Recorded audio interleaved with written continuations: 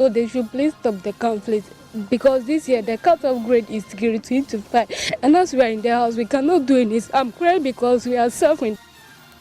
Tonight, the heartbreak and the pain. We hear from the women and children torn apart by the raging bloody conflict in Tripoli that has left many dead and even more displaced. We are live on the ground as the defense minister, who has today been criticized for his approach at dealing with the conflict, announced fresh measures to retrieve arms from the conflict zones of the north. Through the Small Arms Commission, we are trying to retrieve all the small arms that are there. It's not just in the north alone, all over the country, especially the illegal one, because you must have a license to hold any weapon. This is Top Story with Evans Mensah.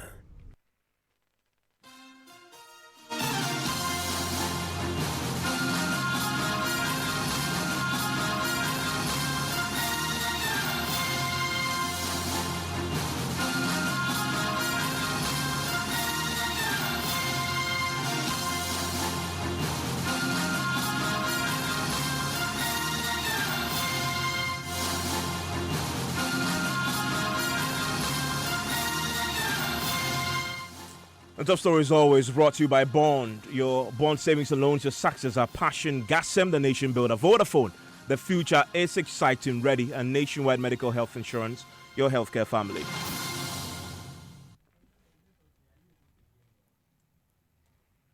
My name is Amado Asia. We are appealing to the two ethnic groups to please stop the conflict because it is really affecting we the candidates. As at now, when we are in our various houses, we cannot do anything about it. So they should please stop the conflict because this year the cut-off grade is grade 2 to 5. And as we are in the house, we cannot do anything. I'm crying because we are suffering. The government should do something about this conflict because it is really affecting we the BC candidates because the cut-off grade is grade 25. And if we are not learning what are we going to do in the BC? So we cannot do anything. So please appeal to the two ethnic groups to please stop the conflict. And the government should do something about it so that it will help with the BC candidate to get what he wants in the near future. The tears of a young Amuda Asia, a student whose very future is threatened tonight by a conflict she knows nothing about. She, like many of her other colleagues, are set to sit for the Basic Education Certificate Examinations, the BCE. After days and months of hard work, there is huge uncertainty if she and her colleagues will ever get to write the papers. Her teachers have abandoned the school. They have fled as the violence raged. At the Tripoli Government Hospital, a total of 56 nurses have abandoned their posts and fled the town, leaving only 8 nurses and 1 doctor. Today, the Defense Minister, Dominic Nitiwul, is continuing his peace tour of the conflict-ravaged districts. We'll be live there shortly. But first, more of the young lives affected by the conflict. I left Tripoli on the 19th of April. I left because living here was not a safe place at all for me. Our days were numbered to write the BEC. So we just have to come back, prepare together so that you write the BEC and on a good note. We are not all that prepared, to tell you the truth, because schools were not in session for a number of months right now. I feel very sad, and it's something, it's so appalling. The school closes, I can say it's like their fights, they always mean the time that students are eager to learn. We were ready to come and write our BEC, our mock, the first mock. This same attack came, and that was when we started running Helter Skelter. Other lives there torn apart by the conflict in that part of the country, the northeast region. Many lives have already been lost, a couple just in the last week alone. And the education sector is not the only sector hit by this. We're also learning about the impact of the raging conflict on healthcare delivery.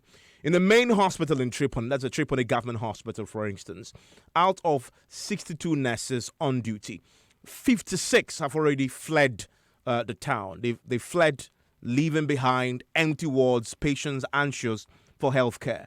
Only 8 nurses are left behind, with 1 doctor. And that doctor has been speaking to us, Isaku Jahasin. So we have 62 nurses in the hospital. Those in the sub-district, I don't really know the number. Those in the other districts. Okay, so but they left, before Friday. But the nurses here, they left on Friday. But a few of them stayed behind so that we can take care of 8 of them stayed behind. Why? Why? Because There are several reasons. Most of the nurses, they live in the community. They live in the community with the people. So if there's violence in the community and their landlords are living, they also have to leave. They cannot stay there. The nurses are not within the hospital. You can see there are no nurses' quarters in the hospital. They rent houses in town. That's where they live. So for obvious reasons, they'll have to leave. And apart from that, even if they stayed, what are they going to eat? They would have run out of resources. And so these are some of the reasons why I think they left. How are you coping with the number of people coming in with 8 nurses? We are not doing badly. Because of the violence, the attendance has also reduced.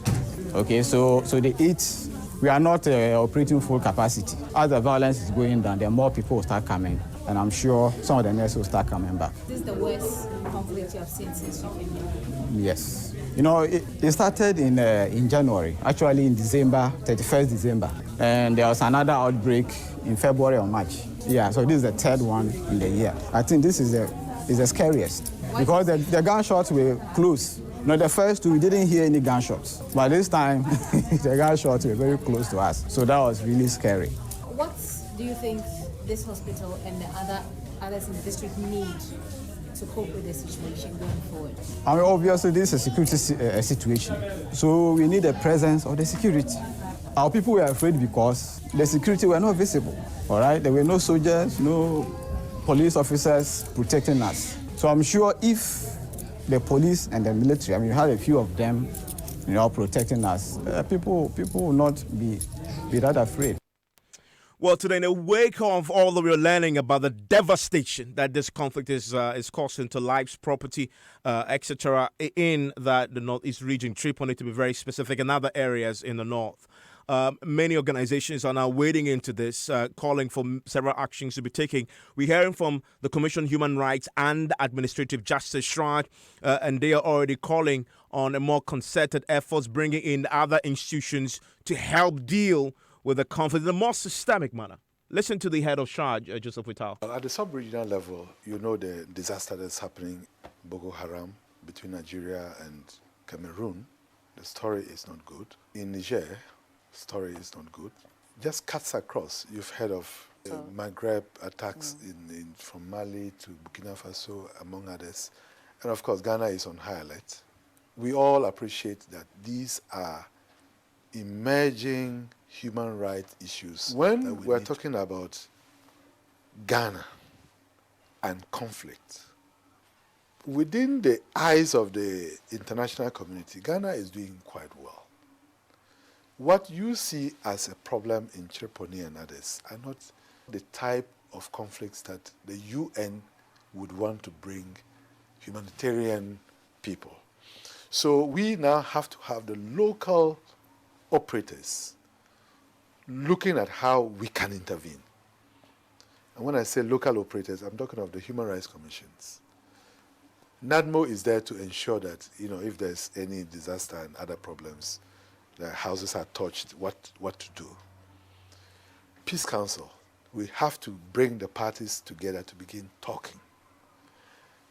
We need to also let them appreciate the effects of the violence on especially the vulnerable and the human rights dimensions of all that. If we begin to do that, I'm sure we will change minds. We would also assist governments to get some durable solutions to some of the conflicts that are taking place. Well, you heard the SHRAJ boss talk about the need to involve the Peace Council and others. Well, the chairman of the National Peace Council, Reverend Emmanuel Asante, he's been speaking tonight, and he says it will be an uphill task for government to end the violence at Tripoli unless the two feuding factions agree to commit themselves to peace. He was speaking to Joy News on the sidelines of a dialogue with political parties and civil society organizations. It is the ethnic groups who are fighting. And therefore, I'm talking about the ethnic groups understanding that peace is very crucial in the development of the nation. Okay? Are they going to continue to fight and fight and fight and fight and fight and fight to when? So my plea is they should consider the damage they are doing to themselves, to the nation, and to their own ancestors, the people they think they are fighting for, whether they are helping them. What? You are displacing them, they are running to Togo, they are going to different places. Is this the way to solve the problem? My plea is give peace a chance and commit yourself to peace so that peaceful solutions can be found on the matter. I see. But those who have argued that probably government is not really doing much to ensure What that. do you expect the government to do? To do what? To do what? To send military people there, they have. Security people, they have. They have set up high-powered delegation to go and talk to them, they have. Okay? You can take a horse to the riverside. You cannot force a horse to drink. Do you use force to maintain peace, and would that be peace? I'm saying that in spite of all that is being done, the coercive things that the government may do to facilitate peace, the people themselves must be committed to peace and understand that peace is crucial. Well, the defense minister today has been announcing new measures to retrieve the arms in the system in these conflict-ravaged areas, which seem to be really at the heart of the problem. A lot of guns in the hands of people using to maim and kill people and fuel in the conflict. He's announced today there are measures now to deal with that. Listen to Dominic Nittiwell. One issue of small arms smuggling is a very big problem for us as a nation. West Africa in general, small arms smuggling is a big problem. And it's everywhere. Everywhere there've always been conflicts. Small arms smuggling is a big issue to us. And I think that we need to resolve those matters and see. That's why we are asking the Small Arms Commission saying that we should track and mark every small arm that is in the system. But of course, you only mark those who are legal. But when those who are selling the thing illegally, it's difficult to be able to mark it. But we are taking steps. Especially in the north, yes. Yes, because there are conflicts in the north here. But you know that bearer of arms here is banned. Since '94, it's banned to hold arms in this area. So I can tell you that whatever arms you think people have here, is illegal. It's an illegal activity. So because holding a gun here in the first place is legal. Even the hunting gun is illegal. So what are you doing about it? Like I said before, through the Small Arms Commission, we are making sure that we are trying to retrieve all the small arms that are there. It's not just in the north alone, all over the country, especially the illegal one, because you must have a license to hold any weapon in Ghana. You have to get a license from the police or the Interior Ministry. And Does it include the one that they use for musketry? Every small arm that can fire a live bullet and hit an animal needs to be licensed. So those that can fire, because I've seen people use pump action guns for musketry, you need to license it. Well, the defense minister himself has been accused of being complicit in the raging violence there because of his own ethnic origins. Well, he's been addressing that accusation today whilst on his peace tour. Sometimes I wonder why anybody will even make that kind of accusation. You know, clearly, this type of things, I've come here because I had to put all the opinion leaders from both sides to come and we'll resolve the matter. How can I fuel it? To gain what? If I cannot help the president, I shouldn't bring him down. It's an honor to give you a defense minister. It's once in a lifetime opportunity. So why do you think people make these accusations and say you are complicit? No, because I'm a concomba, guilty by accusation. I'm a concomba, so you must be guilty. That's it, nothing else.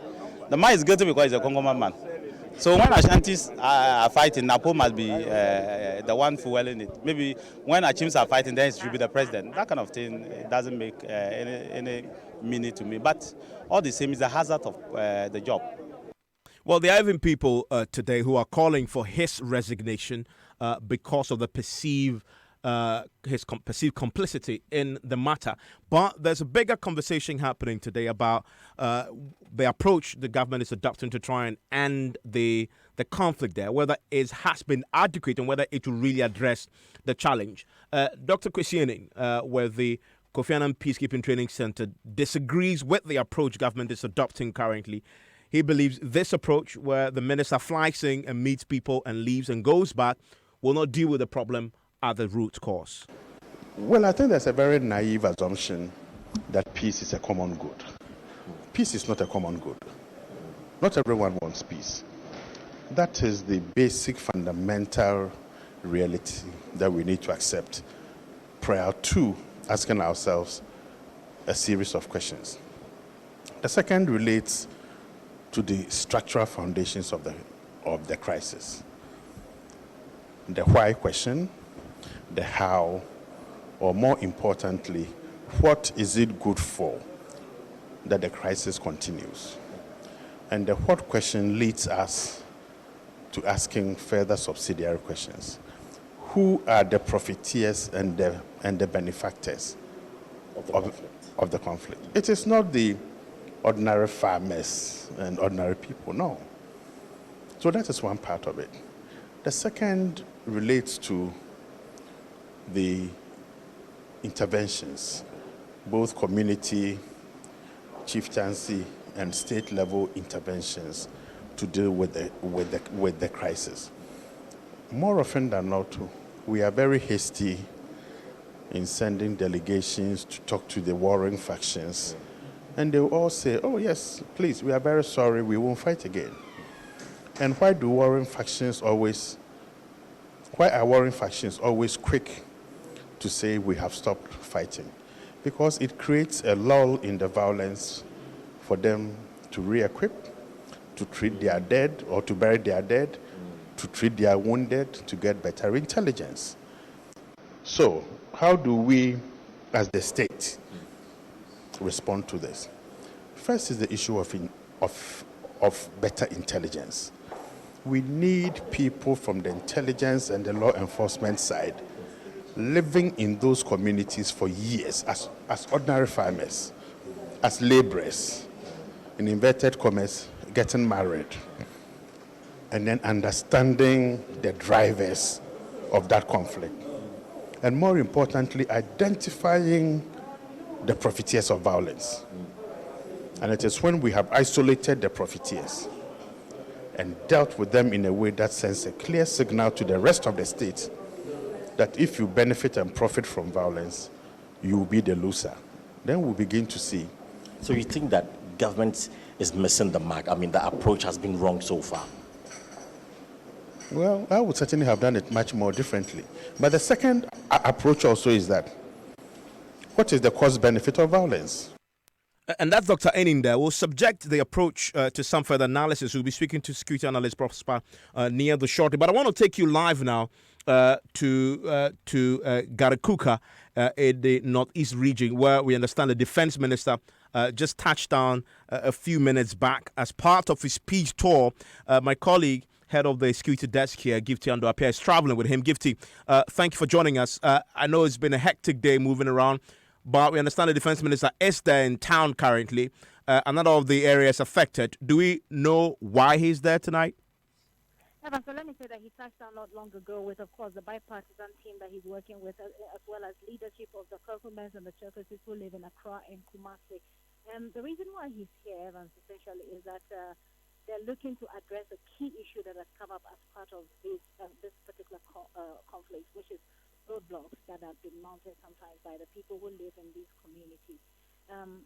Essentially, you said that the roadblocks are to cut off security or to cut off communities from each other so that the fighting would continue. But I've been taking some of them here, and they say that they're doing so to protect themselves. So he's here to address this. The last time he was here last week, he told them that they should remove those roadblocks. He told both the Cherkassis and the Kokomets.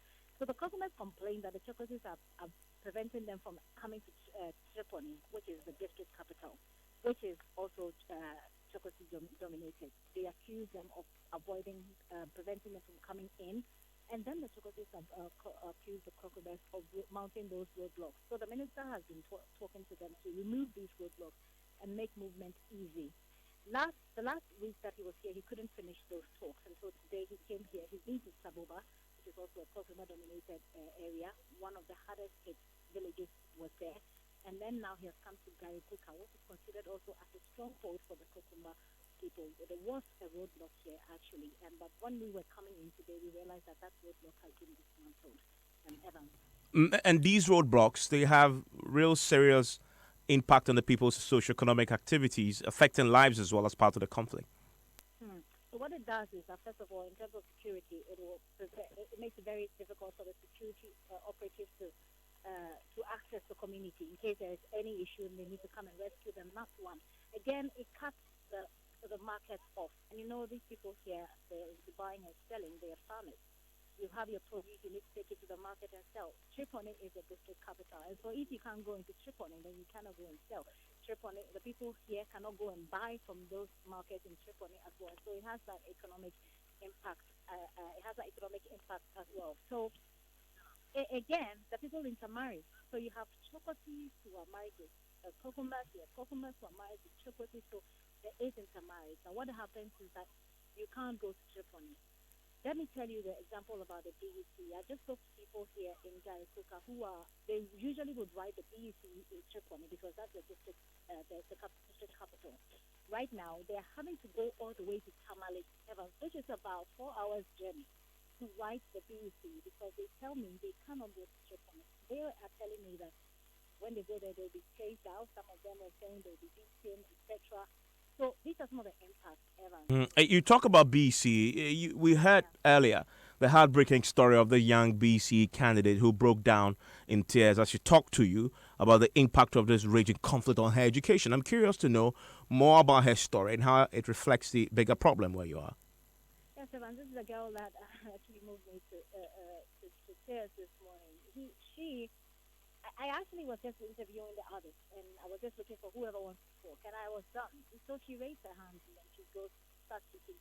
And the next thing I know, she just broke down, and it really got to me. I don't even know why. Maybe it's because I've seen so much of the devastation since I came, but it really got to me. Her story, Evans, is that, look, the cutoff point is 25. I don't know what I've studied. We've lost 1 month, more than 1 month, about 5 weeks of contact hours. I don't know what I have studied. I don't know what I'm going to write. And if I don't make this 25 and I'm cut off, I can't access this free SHS that the government is giving everybody else. She's wondering what the future is going to be. And this is reflective of the story of all there were so many girls. For more than half of the candidates at the Tripoli junior high school ever as girls. And so it cut off. And the moment she started, she broke down. I could see the other girls, some of them are trying to be brave, but some of them would just turn around and walk away. Some of them would just bow down their heads. And I could tell that it got to them as much as it got to me because it reflects their story. First of all, it's very difficult for women to get to. And ever to be looking for, sounds of women and children talking about the impact of the war. And it's extremely difficult to get women here to even speak up. And that is my observation. Very, very difficult. But this girl came out, she told her story, and it means a lot to her, and it certainly should mean a lot to everyone else. Gipti, thank you very much for that great work there. She's traveling with the minister. You should watch that video of that interview she had with this young girl.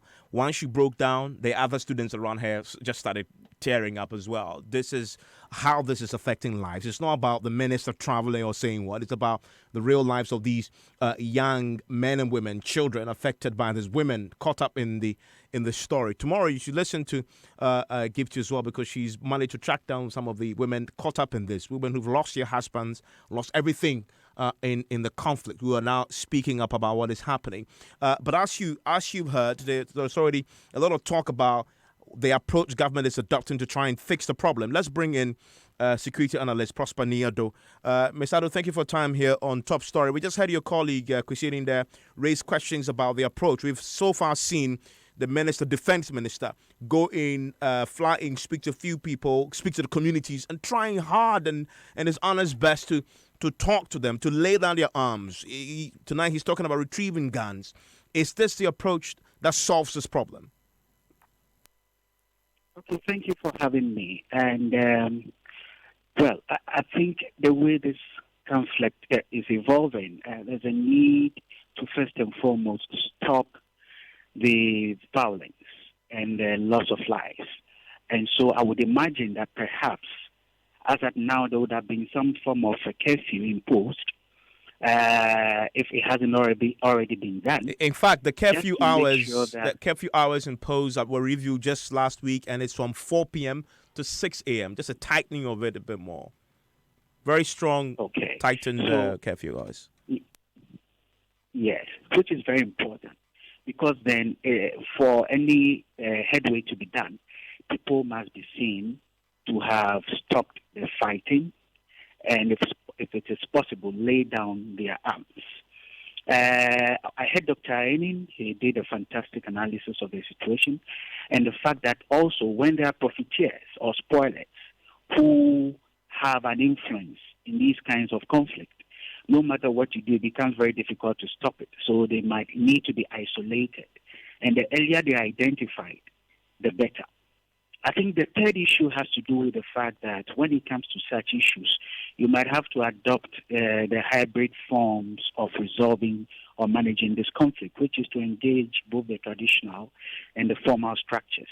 The minister could go and talk to people, but again, it's also an issue of having the expertise to mediate in this kind of conflict. So it's not just enough to go and tell people to lay down their arms, but one must understand, as Dr. Enin said, the structural causes, understand the actors, and prevail on the leaders of these two factions to begin to engage and prevail on their people to lay down arms. The involvement of the weapons or the arms they are using is also a big, big problem. And I think this, again, lays the foundation for us to begin to engage the small arms and light weapons issues we've been talking about. Very, very serious. And very finally, there's a concern that has been raised. The minister, the defense minister himself, who is now leading the mediation efforts, his tribal origins comes from one of the feuding factions. It, of course, doesn't mean that he's involved in this, but the fact that his tribal origins comes from one faction. And last week, when he met the other side, they accused him directly, and the concerns have been raised. Should he be involved at all in any of these mediation talks just because of that perception issue that it might create? I don't think so. And that's why I talked about expertise. Nobody will blame the defense minister for being in such a situation, and one wouldn't allude directly to the fact that perhaps he's involved or in any way. But the issue is that when it comes to issues of mediation in conflict, you need a neutral person, even if not totally neutral. Some level of objectivity is required, and the actors involved must accept you as somebody they want to listen to.